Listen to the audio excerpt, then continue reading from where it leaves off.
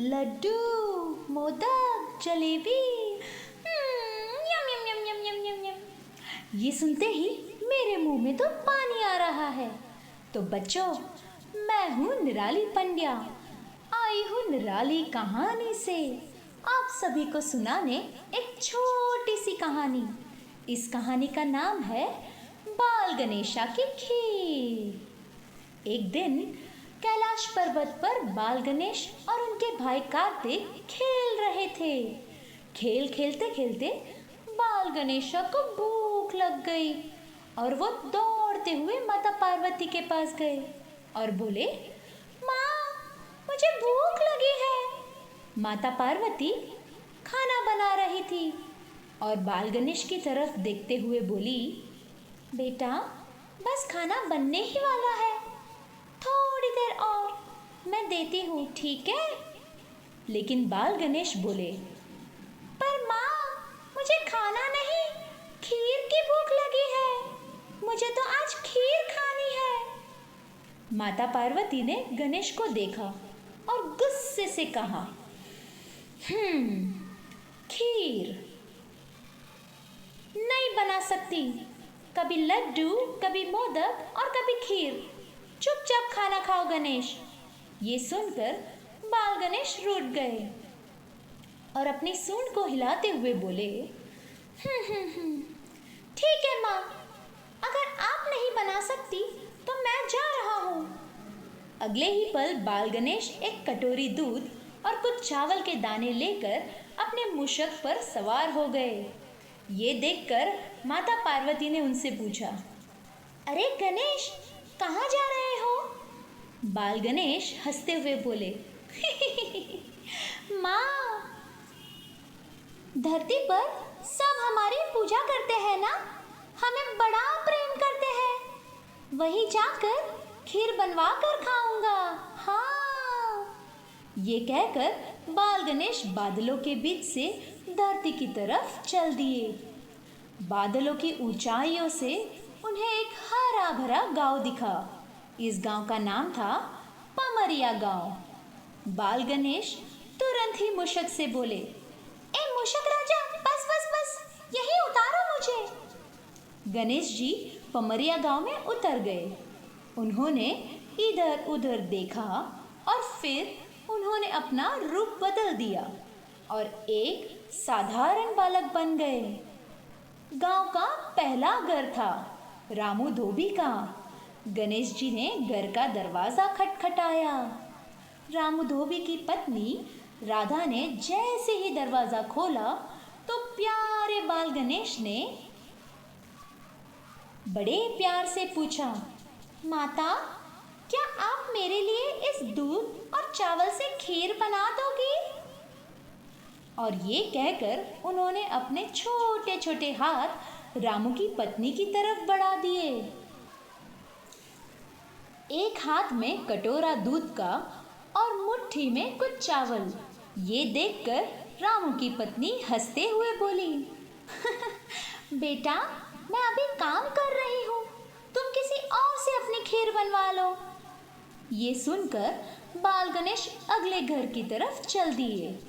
गणेश पमरिया गांव के हर घर के दरवाजे पर गए और किसी ने भी उनके लिए खीर नहीं बनाई।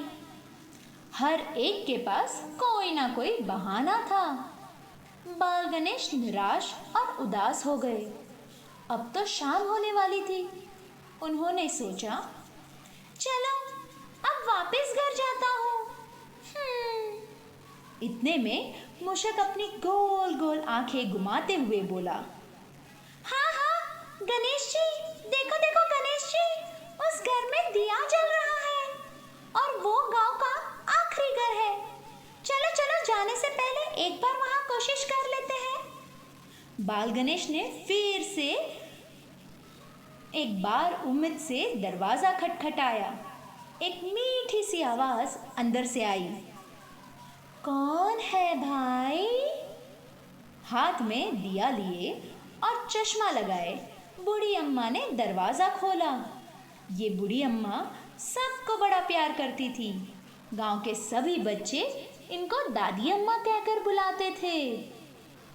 तभी बाल गणेश ने अपने दोनों हाथों को आगे बढ़ाते हुए कहा, दादी, क्या आप इस चावल और दूध से मेरे लिए खीर बना दोगे?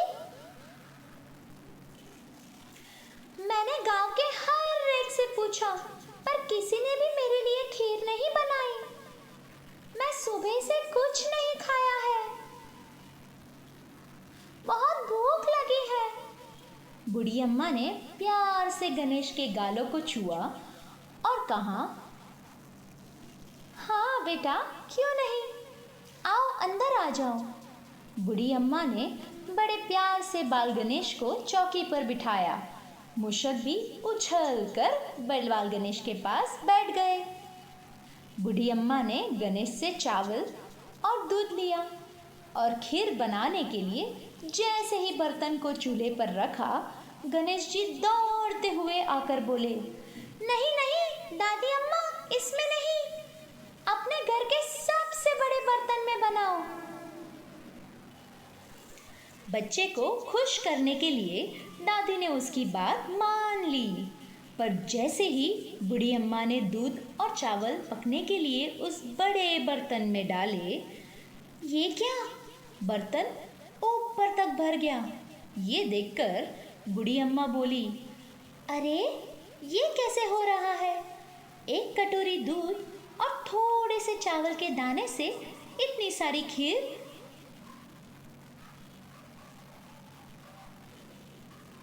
नहीं बन सकती। तुम कौन हो बेटा? ये सुनकर बाल गणेश अपनी रूप में आ गए और बूढ़ी अम्मा बोले, मैं हूँ बाल गणेश। अम्मा बोल पड़ी, जय श्री गणेश। बूढ़ी अम्मा एकटक बाल गणेश को देखती रही।